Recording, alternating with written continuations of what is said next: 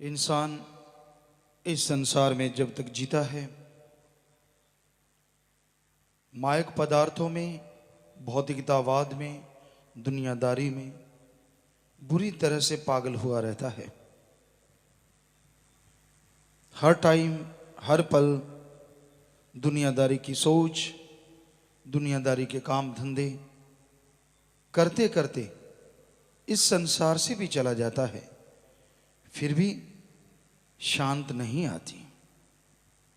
कितने आए, कितने चले गए, जीते जी इंसान फिर भी नहीं समझता कि जो कुछ यहाँ बनेगा साथ जाने वाला नहीं है।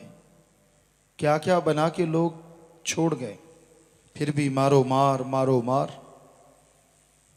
कर्तव्य का निर्वाह करना तो जरूरी है।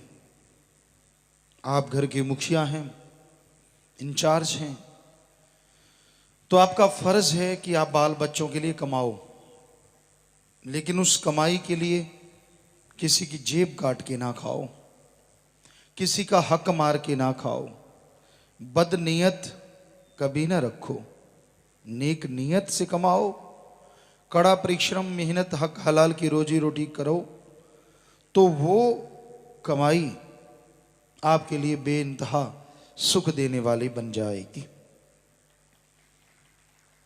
क्योंकि जो मेहनत की किया करते हैं, हक हलाल किर्त कमाई करते हैं, उनके पैसे को अगर कोई खा ले तो पचा नहीं सकता। हमने सैकड़ों उदाहरण देखे हैं, ये हकीकत है। लोग चालबाज, चालाकी से, अलग तरीकों से ऐसा कर तो बैठते हैं, लेकिन वो पचता नहीं। ये हमने आजमाया है, बिल्कुल देखा है। तो भाई, मालिक का नाम जपो और मेहनत की कमाई करो। किसी का हक मारने का तो कभी सोचो भी ना। मालिक आपको दे, आपकी कमाई में बरकत डाले, इसके लिए कड़ा परिश्रम करो और सुमरन करो। जिसने जो एम बनाया है, अच्छा नेक एम निशाना, घर गृहस्थ में रहते हुए आप सुबह जल्दी उठो, राम का नाम जपो, भक्ति इबादत करो, सबका भला मांगो, सबका भला करो, व्यवहार के सच्चे बनो, सुमरन जरूर करो, सत्संग सुनो, महीने में 5-7 दिन जितने निकाल पाओ परमार्थी सेवा में लगाओ। उससे तन भी तंदुरुस्त रहेगा, मन दबा रहेगा और आत्मा बलवान होगी, जिससे आत्मिक शांति आएगी। और अगर आप त्यागी हैं तो मानवता की सेवा करना, सुमरन करना, सबका भला मांगना और अपने अल्लाह वाहिगुरु सतगुरु मौला से, सिर्फ मौला से, सतगुरु से ही प्यार करना। तो ये एम हैं, अलग अलग लक्ष्य हैं जो जीवों के बने हुए हैं। बहुत भाग्यशाली हैं जिनके ये लक्ष्य बन गए।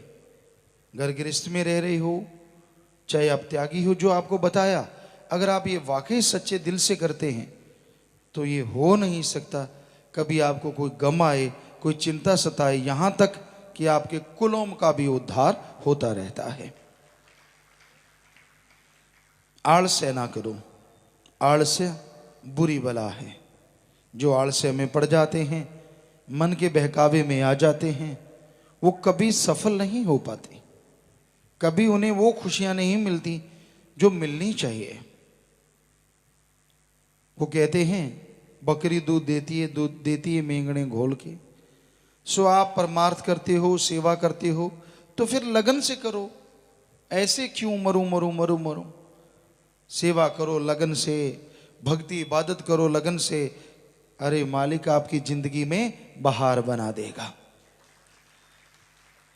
जो भी चाहिए मालिक आपको बख्श देगा, जो आपके लिए जायज है।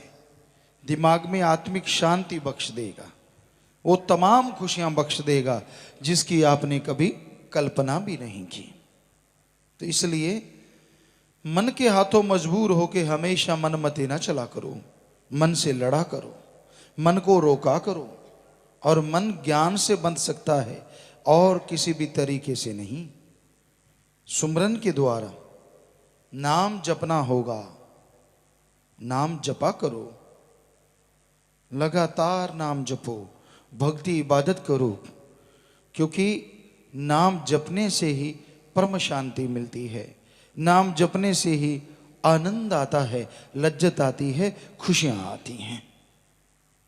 इसलिए नाम जपना, भक्ति इबादत करना भाग्यशाली बनने की निशानी है। इस कलयुग में जो मालिक का नाम जपा करते हैं, जो वचन सुन के अमल किया करते हैं, मालिक उनकी तमाम गम चिंता परेशानियों को या तो खत्म कर देते हैं या फिर उनसे निकलने का रास्ता बता दिया करते हैं।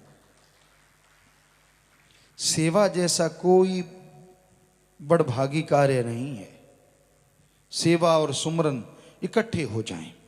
यहाँ जो भी सासंगत आती है, सेवादार हैं या कहीं भी आप सेवा करने जाते हैं, तो ज़्यादातर समय आपका मालिक की स्तुति में होना चाहिए। मालिक की भक्ति करो, सुमरण कर लो, नहीं सेवा कर लो, नहीं महादानों का महादान, नाम के लिए जीवों को समझाओ, नाम से जोड़ो। एक जीव को भी आप जोड़ देते हैं तो सैकड़े हजारों गौ पुण्य करने से बढ़ के पुण्य आपको मिलना शुरू हो जाता है। कई बार दिखता है, कई बार दिखता नहीं। आदमी कहते हैं मैंने तो बहुत नाम दिलाए, दिखता नहीं। पर ये नहीं पता कि पता नहीं कितने आने वाले भयानक पाप कर्म, भयानक रोग वो आपके कटते ही चले जाते हैं, बाहरी तौर पे दिखते नहीं। लगातार सुमरण करो, भक्ति के पक्के बन जाओ तो वो कर्म कटते नजर भी आते हैं। सिर्फ आपके नहीं, परिवारजनों के भी कर्म कट जाया करते हैं। तो इसलिए दानों का महादान या महादानों का महादान जो है वो किसी जीव को नामदान दिलाना है, नामदान से जोड़ना है। और सेवा करने आते हो, चुगली निंदा ना करा करो बिल्कुल भी। चलो बाहर आप करते रहते हो, कोशिश तो बाहर की भी करो, पर जो सेवा करने लगते हो क्या मिल जाता है उससे? किसी की बुराई गाते रहते हो और सत्संग में आके, सेवा में आके ऐसा करते हो तो जिसकी बुराई गा रहे हो 100% उसका भला होने वाला है और आपका फल चले जाने वाला है। इसलिए मत गाया करो किसी की बुराइयां, मत करा करो चुगली निंदा। भजन गाते रहो, नाम जपते रहो, मालिक की चर्चा कर लो, चलो वैसे कोई बातें कर लो और सेवा कर लो, सुमरण कर लो, ये तो सही है। पर भाई कभी किसी की निंदा नहीं करनी चाहिए, वचनों पे अमल करना चाहिए। तो अगर जीव ऐसा कर ले तो दोनों जहान में जीवन सुखमय हो जाता है। वो तमाम खुशियां मिलती हैं जो भाग्य में लिखी हैं और वो भी मिल जाती हैं जो भाग्य में नहीं लिखी होती।